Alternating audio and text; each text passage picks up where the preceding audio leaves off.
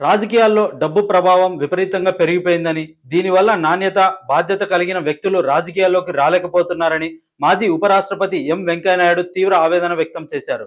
ప్రజలు తమ ప్రతినిధులను ఎన్నుకునేటప్పుడు ప్రవర్తన, సామర్థ్యం, పనితీరు, నడవడిక అనే 4 అంశాలను తప్పనిసరిగా చూడాలని ఆయన సూచించారు. ప్రపంచ వినియోగదారుల హక్కుల దినోత్సవం సందర్భంగా విజయవాడ కానూరులోని సిద్ధార్థ డీమ్డ్ యూనివర్సిటీలో వినియోగదారుల అవగాహన, సాధికారత అనే అంశంపై సదస్సు నిర్వహించారు. ఈ కార్యక్రమానికి ముఖ్య అతిథిగా హాజరైన వెంకయ్యనాయుడు మాట్లాడుతూ, నేటి రాజకీయాల్లో కులం, మతం, ప్రాంతీయత వంటి అంశాలకు ప్రాధాన్యం పెరిగిపోయిందని విచారం వ్యక్తం చేశారు. రాజకీయం, విద్య, వైద్యం అనేవి వ్యాపారం కాదని, అవి ప్రజలకు సేవ చేసే మిషన్లని స్పష్టం చేశారు.